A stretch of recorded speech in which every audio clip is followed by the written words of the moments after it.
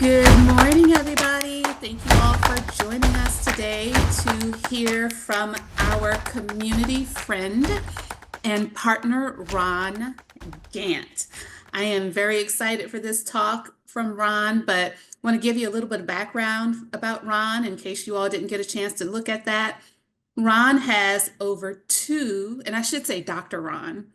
Dr. Ron has over 2 decades of experience as a health and safety professional in the technology, construction, chemical manufacturing, and utilities industry. He is the HSE Director for the Americas for Yondr. And again, Dr. Ron, he just got his PhD in industrial and systems engineering from the Ohio State University.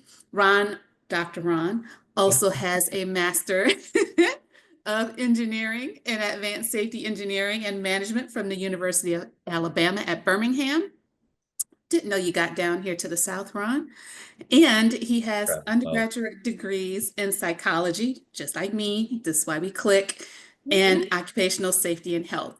So, welcome, Ron, to this February 19th meeting with the community. Again, we are so looking forward to hearing you talk about the coordination or how I learned to stop worrying and love being extroverted. And hey, maybe there will be another roller coaster reference before the end of this presentation too. no So problem. welcome, welcome, welcome. Thanks, Loranda. Hi, everybody. I'd ask how you're all doing, but you're probably not going to answer the question. But I hope that you're all doing really well. No, this is good. I'm excited for this presentation. But hopefully it's more of a conversation.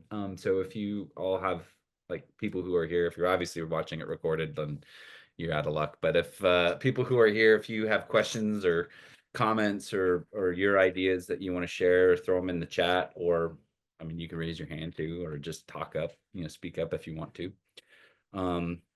But I want to talk about this topic of coordination, joint activity. I'm actually not extroverted. If anybody gets that reference, you get extra credit points. What that title is a homage to. But no, I think coordination's an important and under discussed topic in our field, and so I want to spend some time talking about it. I'll share a little bit of the work I did in my PhD, which was on this topic, but mostly just kind of talking about my experience because I think this is something all of us can relate to. So let's get to it. Let me hit the button. There we go. So coordination is everywhere, right? Like, I mean, our society is built on interacting with other people. Day to day, we interact with others, we work with others, and the necessity of that is sometimes lost on us. I think of two sort of really interesting pieces of work that some of you may or may not have heard of. One is the classic kind of economic paper that was in, I think, the 50s or 60s, that was is kind of an argument for a sort of market-based approach. And it was called I Pencil. And it was a paper that was written from the perspective of a pencil, which is kind of a weird way to write a paper. But the one of the first lines in the paper, I think, kind of says the point is like, no one person on earth knows everything that they need to know in order to make me.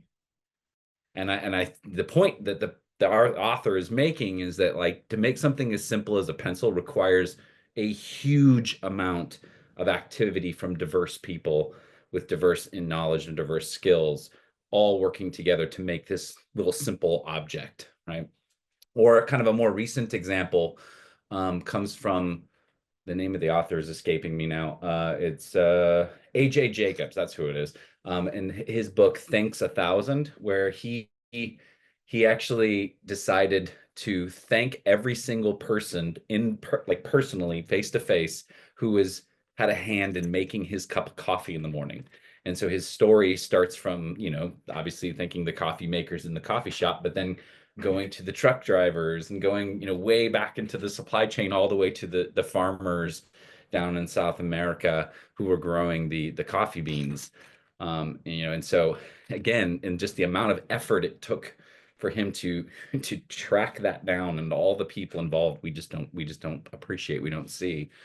And it shows to me how important this idea of coordination and synchronization is. But again, I think we take it for granted. So let's define some terms, and then I'll get to why I think this is important for our purposes. So like, we're just talking societally, yeah, coordination, or what this term I'm going to introduce, joint activity, it matters, right? But I'm going to point out in a little bit why it matters a lot more than I think we think. So joint activity, you can see a definition there: an extended set of behaviors that are carried out by an ensemble of people who are coordinating with one another. Very simple. One of the things that's really important here when we talk about joint activity or coordination is notice that there doesn't have to be a pre-established relationship, right? So this is agnostic to whether I even know this person's name, right? But the coordination is necessary, that the actions are interdependent, the people are working together.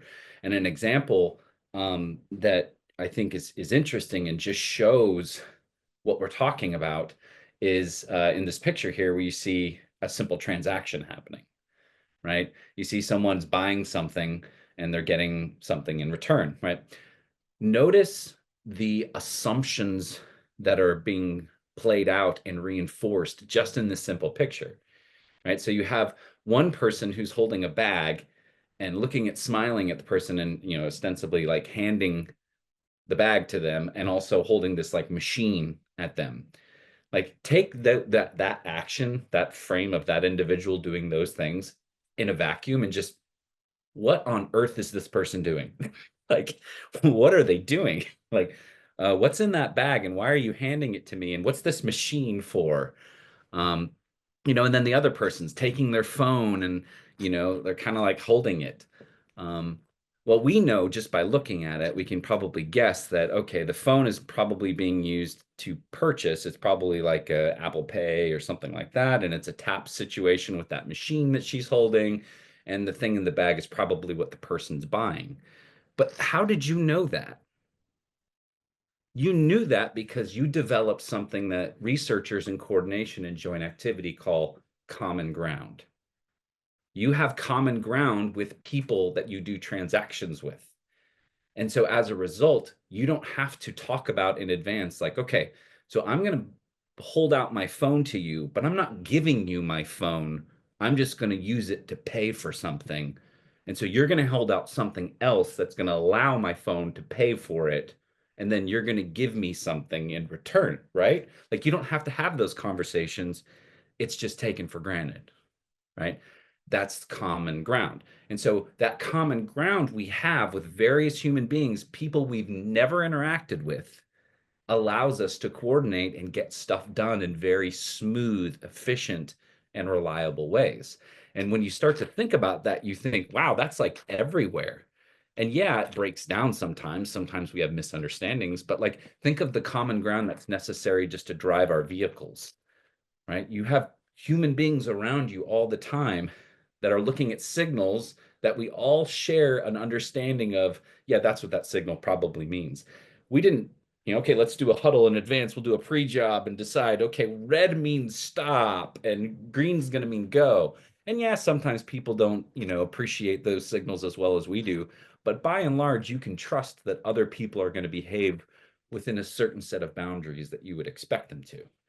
Right. And it just shows that, like, hey, this coordination, this common ground that we have is pervasive, it's shared, and it's actually quite robust when you think about it. If you think about all the ways that this can go wrong, it doesn't go wrong most of the time. So for me, because I'm a dork, I think that alone is interesting and worth an entire conversation. But that's not really why you're here. You're here because, like, hey, what does this have to do with safety or reliability or whatever, right? So I want to take a step back out of coordination real quick and just talk briefly about this concept of adaptive capacity, right? So adaptive capacity, I'm not really going to define that term. I'm certainly can if you really want to, but I'm going to assume most people have an idea of what I mean, at least close enough so that it matters, right?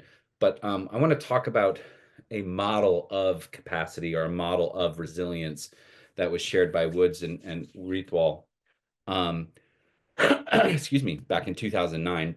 Some of you may have seen this before, but I think it's a really useful model for explaining, what we're kind of going for with resilience or additional capacity or adaptive capacity, right? So this is a stress strain plot. And the idea here is that, as pressures increase, right, the system is able to withstand it, or, it comes from materials engineering. So you can think of a material as well, but they're talking about like a socio-technical system of people, an organization, if you will. Right, so the stress or the pressure in the system is being absorbed by whatever this is. In this case, we'll just say it's people. But at some point, the pressure gets too high, the system starts to bend, and eventually the pressure gets so high that performance drops, and you eventually get a breakage. You get a failure point, right?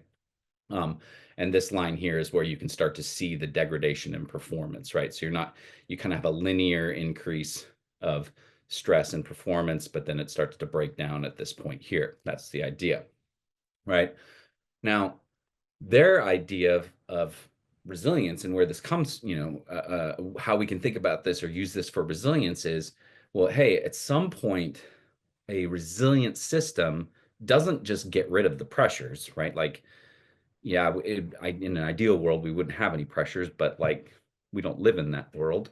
Um, so, what do we do? Well, what we do is that at some point when we start to recognize, hey, we're bending, things aren't going as well as we want, there's a restructuring that happens. And so the idea is that you would, be able to continue to extend your performance in the face of those pressures, at least temporarily, to be able to manage it, right? So this is the idea of adaptive capacity. So the adaptive capacity, it comes from our ability to restructure, right? We can adjust what we do, we can replan, we can revise what we are doing over time. Now, coming back to our discussion for today, hopefully this makes sense. If it doesn't, ask questions, but hopefully this makes sense. The question I would have for us is, where does this restructuring come from? Think about that for a second. Like, what is this restructuring? What is this adaptive capacity?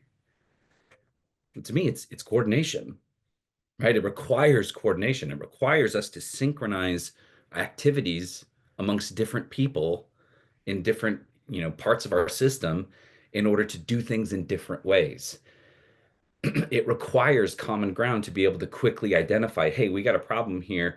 Because if I have to explain to you everything that's going on, you are, it's going to take a lot of time and maybe too much time, and we get to the failure point, right? So it requires all of the things that are necessary for successful coordination or successful joint activity, which leads me to say that I think coordination and it's not just me saying this, there's a number of researchers who say this as well, but coordination is a critical component of resilient performance, right? It's critical. When we talk about how we create resilient systems or systems that are able to perform resiliently, when we talk about how do we create success in in the face of pressures and challenge events, we need to be talking about coordination in addition to talking about all the other things that we talk about, like learning, right?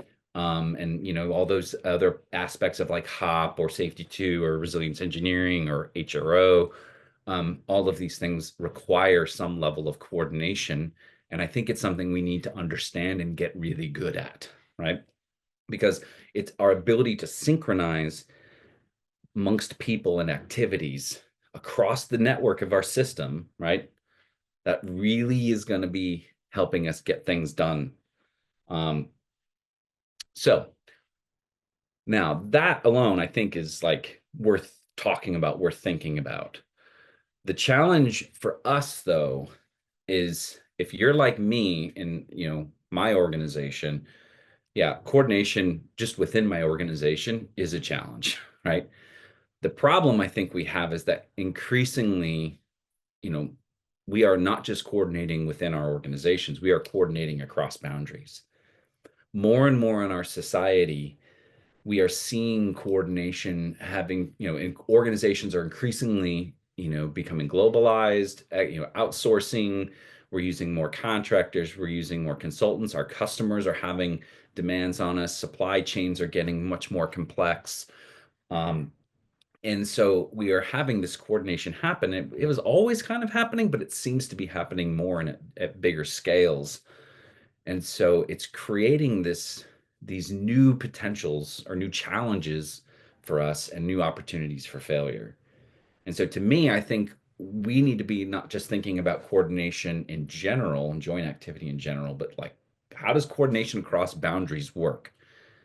And I think that's important for us to think about because I think there's this like kind of dichotomy that we probably all heard of, like coordination is imagined versus coordination is done, right? And so I think coordination is imagined comes from like this picture here is actually our I love our marketing team. They're lovely. They're I'm in Yondr's marketing team, my company. They do these little fancy clip art things, and this was one they gave us to use, and they gave it to us because it's like, hey, this is what we do. We just deliver things. They tell us what they want, and we just deliver it, right? Everything's easy and it's perfect, and it works exactly as we thought it did, right? And that's kind of I think how we think coordination as imagined happens, like or contracting as imagined, if you want, right? To kind of use an example that I'm sure most people on this call can appreciate, right? Um, we just give, we're not going to do the work ourselves, so we'll just hire a third party to do it, give them the specifications, and we get exactly what we asked for, and it's fine, right? Um, everything's easy, everything's perfect. You just gotta, and if it doesn't work, it's because, either we didn't spell it out well enough in the contract or the other people were jerks, right? That's, breakdowns only happen because either we screwed up or they screwed up. That's it, right? Or maybe we're both jerks, who knows? But at the end of the day, it should work, right? This isn't hard, right? That's the kind of coordination as imagined. But like coordination is done, though, I think we can all appreciate it doesn't work out that way, right? It's never that simple. And so it begs the question, what's making this hard? And one of the things that I think, and this actually comes from a phrase from David Woods, who says, coordination costs continually. It's a bit of a tongue twister, but what he's trying to get at is all coordination incurs costs. When I have to do something through other people, there is a cost associated with it. That cost could be in terms of time to communicate, expectations. It could come in the form of, hey, just physical boundaries with people. Maybe hey, they're not going to do it as well as I would. They're going to do it a different way than I would, and so there are costs associated with this. There's costs even associated with, I have to keep an eye on that person now, right? So even think of a contracting relationship where I have to have a monitoring function for that activity that maybe I didn't before. Let's see, coordination requires, yeah, exactly. Exactly. Yeah, emotional intelligence, right? And you think about it as well, like that you're now dealing with people that you have minimal history with, right? Which is going to be much more challenging. And some people are going to be good at it. Some people are naturally going to have that emotional intelligence. And those are the people we typically say are, our star performers, whereas others are not going to be naturally good at it. And so we assume that they're bad and they don't often get put into these roles or get moved forward in these industries very much because eventually we realize that they're not doing very well. But we don't ask the question like, hey, wait a minute, is this, yeah, those are the people that just show up with those skill sets, but does that mean that we can't build those skill sets or we can't design to build those skill sets? No, right? We can probably, or at least that's at least an open question that we should be exploring. Because if we think about it, like one of the analogies they use in some of the literature that I thought was funny is imagine you're baking a cake versus baking a cake with a 5-year-old, right? Um, in the kitchen with you, and you're doing it together, right? And you can imagine how having that 5-year-old with you and directing their activities is going to give you new forms of work, new things that you have to do now that you didn't have to do if it was just you doing it. That's an example of coordination costs, right? Excuse me. The other thing that we've started to see as a result of these kind of coordination across boundaries is we've started to see this thing that has been called the multi-party dilemma. Now, this has been brought out in mainly like the critical digital services industry, like software and stuff like that. That's where they've seen it because business as usual is relying on third-party companies.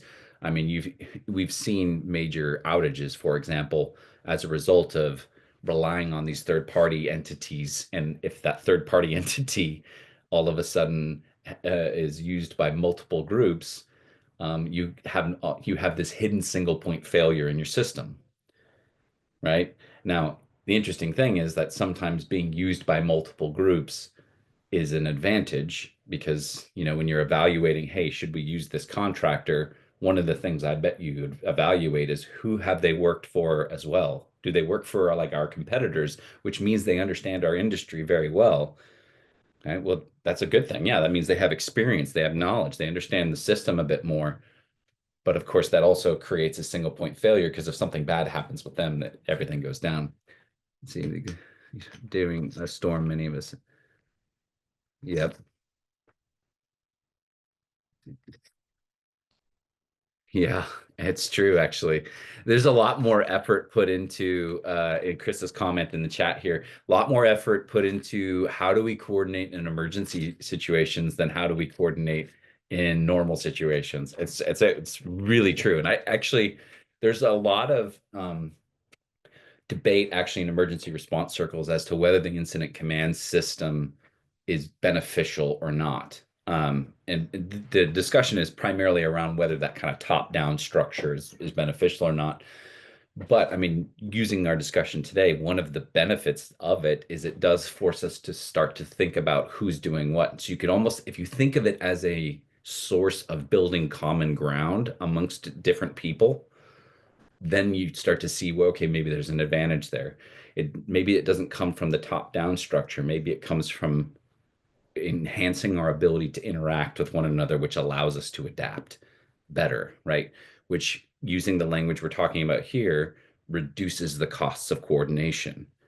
If I have an understanding that when X happens, you're going to do Y, which means frees me up to do A and B, that's going to make us much more efficient and effective in those roles, right?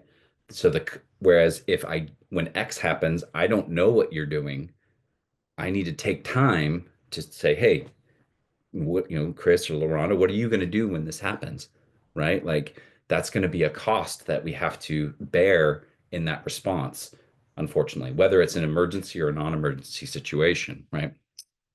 And so the multi-party dilemma is an example of one of the things that we're seeing, kind of an extreme example where the dilemma is in order to keep up with, the scale and the pace of competition and, pressures related to financial pressures and things like that, we have to use third parties, right? It's just not possible to bring everything in-house, right? Every organization, I don't know what organizations are represented here, but I have yet to see any organization that can successfully bring everything in-house. So we have to outsource some stuff, right? But in the outsourcing of some stuff, we naturally are bringing in new challenges, new pressures, new difficulties, right? And so now this is a grim picture, right? So far, we're saying, hey, this doesn't work really well most of the time. But why, how, and what can we do about it? That's where I think we want to go next. And so what I'm going to do now is I'm going to talk a little bit about my research. Now, just to set a background, just for anybody who's interested, and certainly I can go more in detail on it if you have questions. Coordination costs are higher, lower at some points. Exactly. Absolutely, LaRonda. Like coordination costs are not static. They are going to vary depending on situations, depending upon even technologies. Certain technologies make coordination easier and harder in different contexts for different types of communication, right? So you think about email versus in person versus, you know, chat through Teams or something like that, right? These are coordination, mechanisms or devices, if you will, that will make some things easier and other things harder. And depending on the context, that could incur new costs or mitigate some of those costs, right? And so that's, I think we need to be thinking along those lines. Um, there's an interesting paper about NASA's mission control that comes from Emily Patterson and David Woods. It's in some from and uh, I can't remember the third author's name, and she's the primary author. But it's a NASA's mission control where they studied the how during an anomaly event the technology that they were using sort of facilitated the discussion and their ability to identify, hey, this thing that seemed like not a big deal was actually a big deal and respond to it very efficiently and effectively. Um, yeah, yeah, exactly. And Sherry, I think you're right. Like it can be in everyday work, and it's going to depend, I think, on the industry, and I think a little bit on how your system is set up. Um, Anyways, let's get to the research. So really quickly as background, I work in the data center industry. Yondr is a developer of data centers. If you're not familiar with data centers, think of them as cat video warehouses. Um, Basically, it's a warehouse that's going to hold servers that it's either going to hold data, like, literally from the internet, or it's going to, do machine learning. So it's going to process data for AI. Those are the two primary functions of the data centers that we build. We build large data centers that cater to a small set of companies. So we don't do the work ourselves. We subcontract it all, but we have people overseeing that work. So, and from a health and safety side of it, for example, my role would be to oversee the general contractor or the facility maintenance organization that's going to be managing the facility, and making sure their activities are within the boundaries that we would like to see. Right. So I think that probably would resonate with a lot of people on this call, but if I'm sure your mileage will vary depending on your context. But what I did in my research is I went and I basically talked to people at different levels. So I got to talk to our customer. So we have a customer in my region who's very involved in our work, and sets expectations for us. And I got to talk to people in my organization, and I got to talk to some of our general contractors as well. And I just gathered stories about, hey, talk to me about when you had to reach across a boundary to get something done, and maybe it didn't go the way you expected. And I gathered, I think it was 30, almost 30 stories from people, and just analyze them for patterns of where things didn't go according to plan and how people responded. And I think the things I found may resonate with some people here on this call. So let's get to it. So the first thing I want to talk about is what I found were the challenges at the boundaries, like the patterns of the challenges that I found. And I tried to de-academic some of this language. I may not have been as successful as I'd hoped, but I'll let you be the judge of that. So the first challenge I found is just distributed resources. You have, and this is like pretty obvious when you think about it, but it actually kind of matters. The part of the problem when the nature of contracting or the nature of outsourcing is you have something that I want but don't have, right?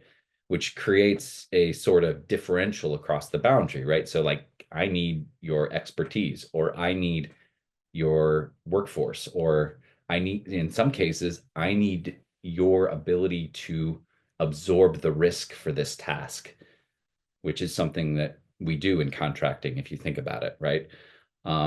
Which that's going to create challenges, that's going to create constraints, right? That's going to create constraints from things like, one, we'll get to another thing is authority, right? So if someone has access to scarce resources that we need or really, really, really want, that person or group is going to have more authority and ability to say no, right? It's going to put us in a bind sometimes where we have to maybe sacrifice something that we wouldn't want to sacrifice. It's also going to create a challenge in monitoring. So in some situations, the resources that are on the other side of the boundary are things that we just have no idea about, like expertise, for example. Um, well, if you have expertise in something that I don't have, how am I supposed to monitor it to make sure that you're doing it well? Right? That creates a challenge sometimes for us. Yeah, and you could say, well, I just want to see the outcome. Well, that does mean then that you may not know how you may not know how bad it is until you get it, right? And so if it's a catastrophic event, you're not going to be able to identify the weak signals necessary to be able to intervene in time, which is a challenge. There's contractual constraints, and I think this is again one that's super self-evident. Um, but most of these relationships across boundaries are dictated by contracts, and those contracts often very much spell out penalties, a little bit of who's doing what, but they do loom large for people. And we'll talk about when we get to the adjustments, how people are sort of managing these contractual obligations and constraints. Sometimes they're using them, sometimes they're intentionally ignoring them, and sometimes they're doing a mixture of both. There's authority asymmetries. And this is huge in my opinion. Again, we talked about resource authority, right? But even just, for example, in my organization, we have customers who are big names. I can't say them for confidentiality reasons, but you've heard of them, right? You know who they are. There's a very small number of companies that we work with. You've heard of them all. So, uh, you know, that alone creates this sort of authority because they have authority over scarce resources, and that scarce resource is access to their money and our ability to work with them. And so right away, that creates a constraint that we have to work within, that makes the relationship across the boundary unequal. Right? It's not as simple as like, hey, we're a partnership. That everyone likes to use, we're a partnership, right? Like, and partners are equal. It's not that way. That's just not the reality that we see. Um, and I think all of this works to create something that's really critical, and it's an observability asymmetry, right? So you can think of some of the things I said about the resources being distributed, which makes it hard to observe what's going on across the boundary, right? Um, and you can also think of the authority. It makes it hard for observability because as we will see, and you could probably intuit, you could probably guess, like if my actions could be interpreted in a way that makes it so A, I'm violating a legal constraint, or B, it may jeopardize my ability to get access to those to work with this company, I'm going to hide that. I'm going to actively hide it from you, right? Um, you also have observability asymmetries because of the constraints related to contracts, right? Like, hey, we don't want to get too involved in their work because that may incur risk for us, liability. Now, why is that a problem? Go back to the discussion we had before about, about coordination, right? So if X happens, I know that Laurent is going to do, X, which means frees me up to do Y.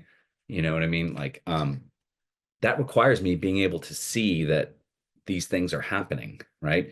In the course of me doing Y, I need to kind of keep an eye on and monitor, hey, how's LaRonda doing? Is that okay? Can I keep moving forward, or am I going to be out there all alone by myself? Right. So when people do things, they look for signals and cues that other people are also doing what they expect to do. And that allows them to keep moving forward. Basically, kind of using the terms we've sort of started to introduce, they're monitoring for the continued existence of common ground, because common ground is something that ebbs and flows as well, right? And if, like, for example, going back to the retail situation, if the retailer took the bag that you were about to give you, threw it on the ground and stomped on it, you would be like, okay, apparently our common ground broke down because I didn't expect that, right? Now all of a sudden, something different is happening. and you can adjust, right? Well, if I can't see what you're doing, if I have no ability to observe it, I just have to take it on faith, and that's a problem, right? So there's asymmetries across the boundary in terms of our ability to see what the others are doing when we do these cross-boundary coordination. So these were the challenges. Again, I can go in more detail in any of them, but let's get to what I saw people doing, and then I want to get to what this means and maybe what we can do about it with our time, because I think that's really the punchline. I think when you think about okay, how are people responding? The stuff I'm going to say will probably resonate with you, because some of it is actually just good old-fashioned good advice and stuff you probably do on your own. Like, for example, this first one, which was the strongest thing I found, is people use relationships. They are actively and intentionally reaching across the boundary to develop relationships with other people that are, ostensibly unrelated to the work at hand. Like, I had one person say, whenever I go to site, I take that person to lunch, just to get to know them. I talk about their kids, you know, because that, and they would say, because that helps when we go to have the tough conversations, because that helps me get some of the kind of underground information about what's going on. And I even had people who would say, I'm doing that intentionally, not because I like it, but because it's a thing that's necessary for my work. It helps me get my job done. Exactly. I think it is another way of finding common ground. And actually what I would say they were doing, and was interesting, this is a small industry, the data center industry is small. I think they were building a kind of generalized common ground with that individual, which helped them more easily build a common ground related to the task.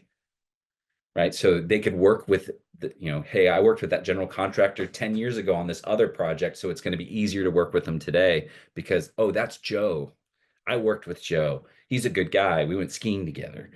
You know what I mean? Like, people would say things like that, which allowed them to do a specific task. So they created this sort of overarching common ground that extended even beyond the individual projects that they were working with people on, which I found really interesting. And again, I assume this resonates with a lot of people in this call. You probably do this or you've seen it yourself.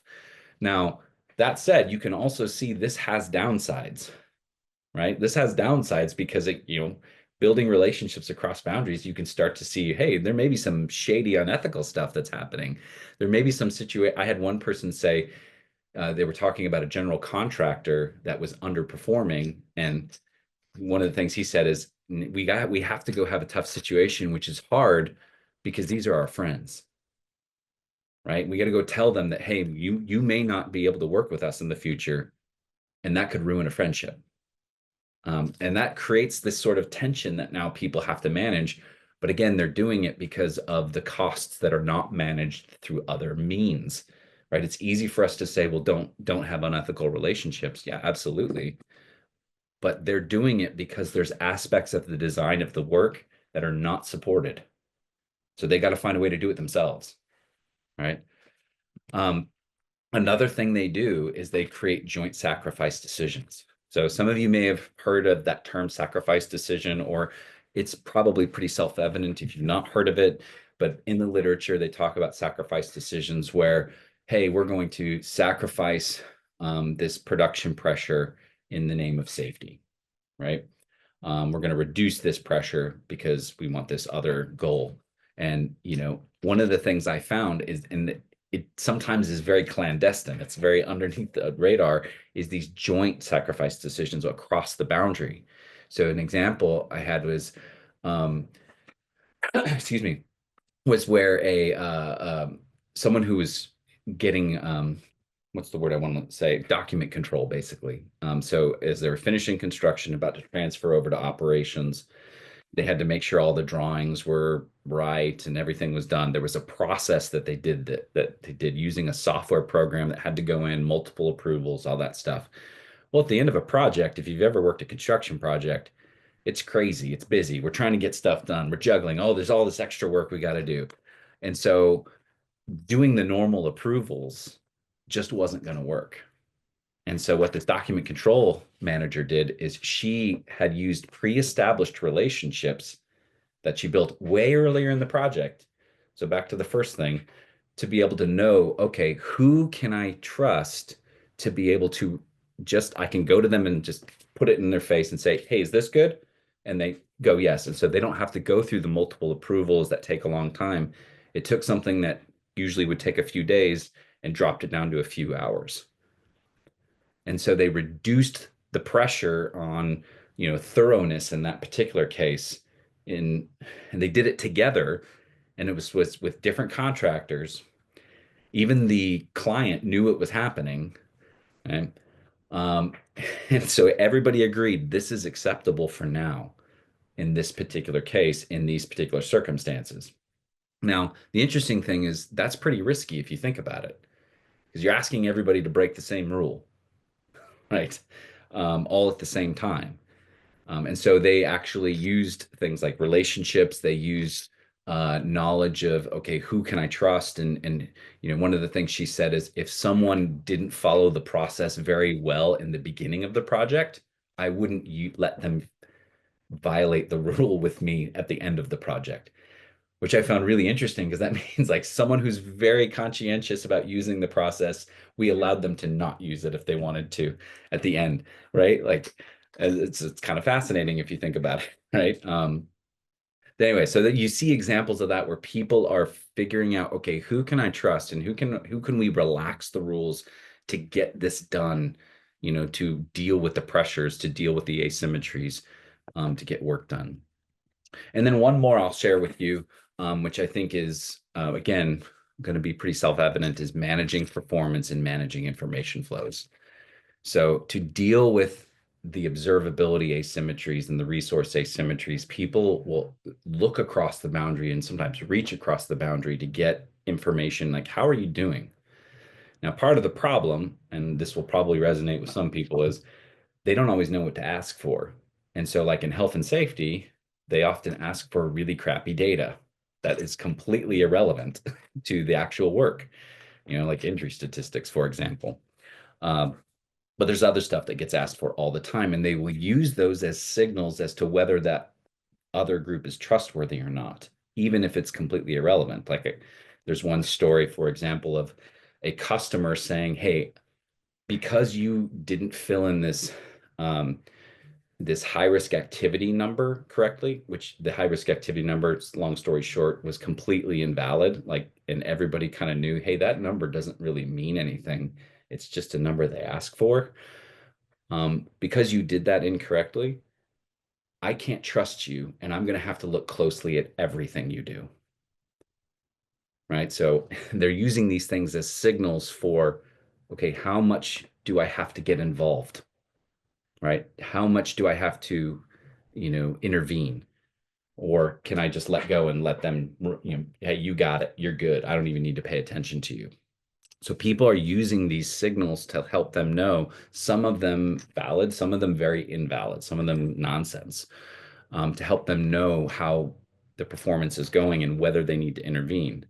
Now, this isn't a static system, right? So the people on the other side are aware of this and are actively managing the flow of information across.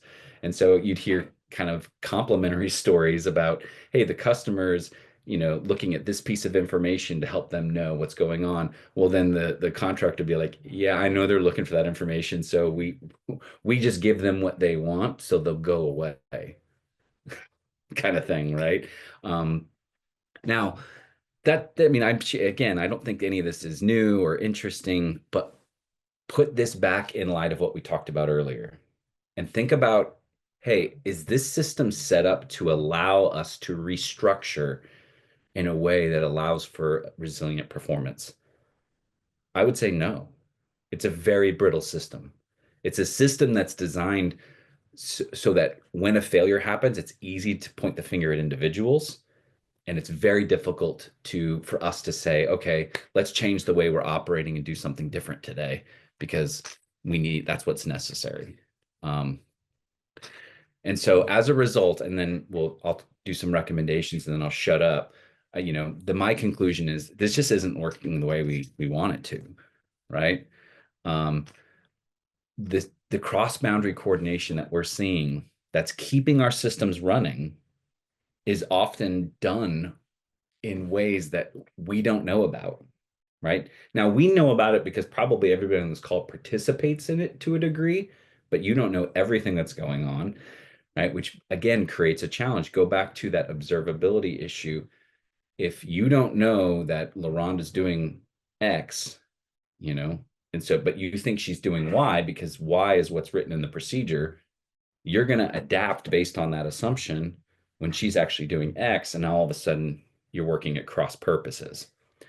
And this is not a trivial thing, right? When people are adapting based on the assumption that no one else is adapting, there's been actual incidents that have happened because of that. Probably the most famous is Scott Snook's Friendly Fire book, where he pointed out that part of the issue was if you haven't read that book, Friendly Fire, it's a great book, it's worth a read, where he analyzed a friendly fire incident, fratricide incident over northern Iraq between where two F-15s shot down Black Hawk helicopters from the Army, right? And part of the problem was you had three entities. You had the F-15s, you had the radar station effectively, and you had the Black Hawks, all operating on the assumption that everyone else was following the rules, but they didn't have to.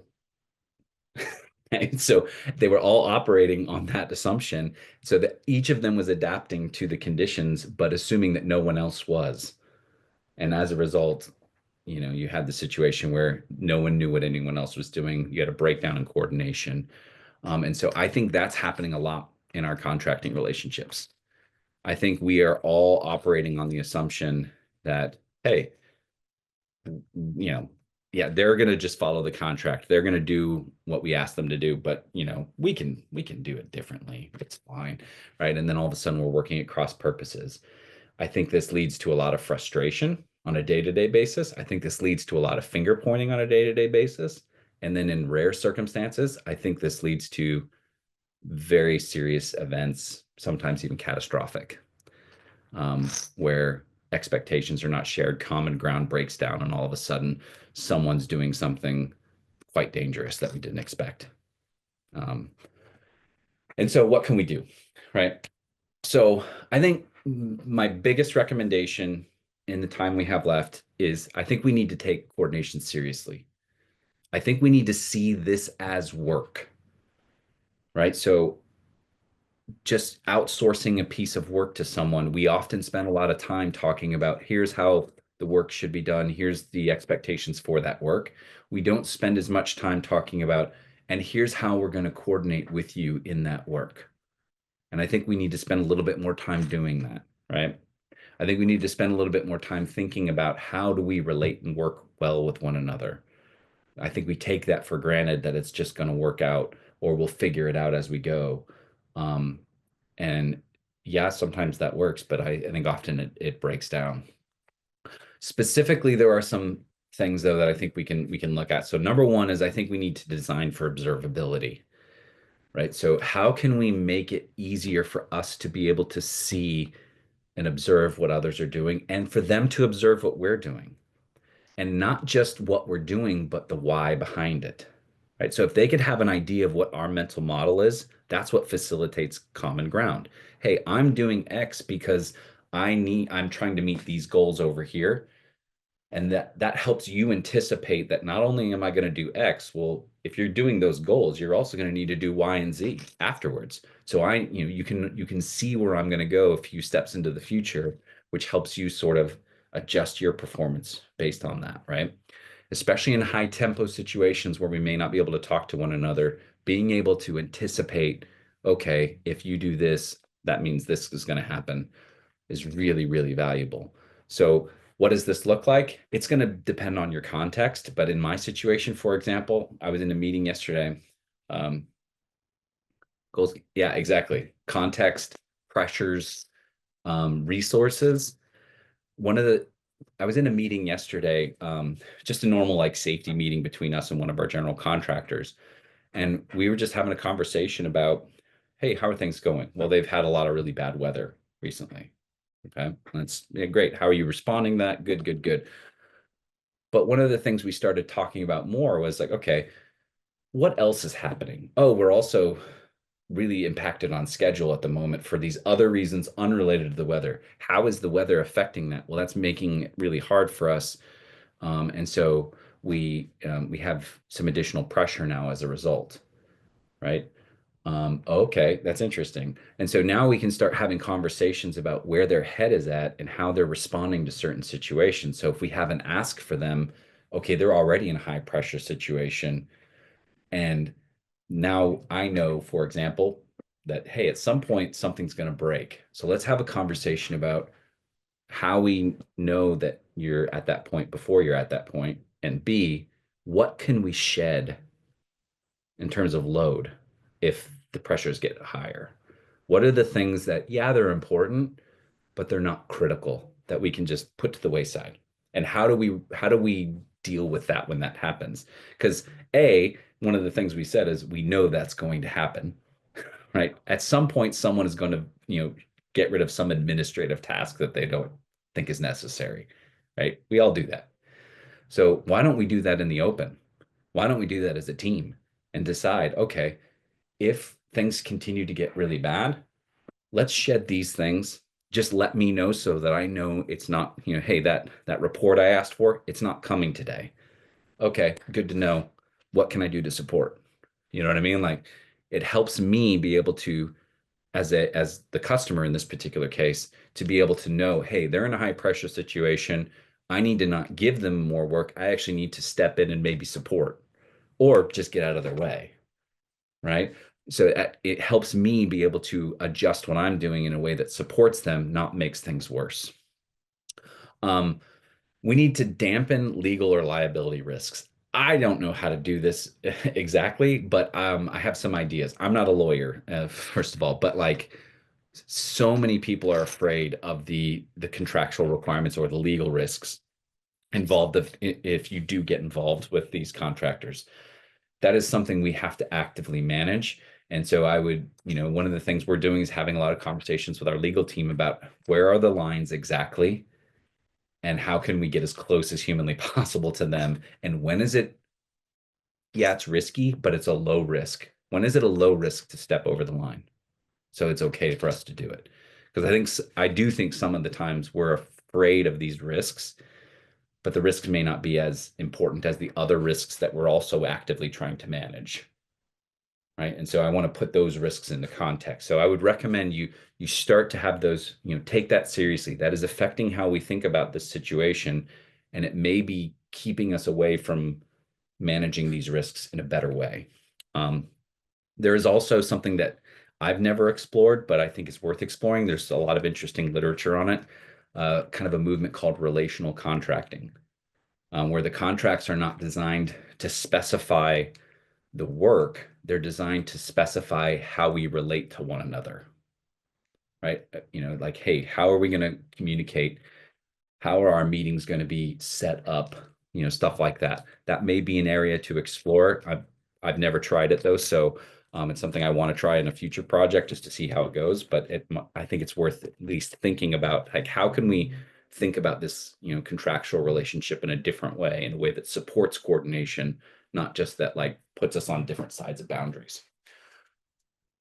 Number three, I can't stress enough, take authority disparities seriously. I don't know of any way to mitigate this risk outside of us, and I mean all of us, recognizing where our authority over other people is going to get in the way. We can't rely on the people below us to say, hey, I'm fine, it's fine, we're fine, everything's fine, right? And trust that. You can't. You have to assume that at some level they are telling you what they think you want to hear. Contractors are paid for that, right? They're not paid to tell you, oh, that's going to be terrible. And no, I don't want to do that. And you're a horrible person for asking it. Like that's not how they get paid, right? They get paid by saying, yeah, we can do that. And then they walk away and like, holy crap, how are we going to do that?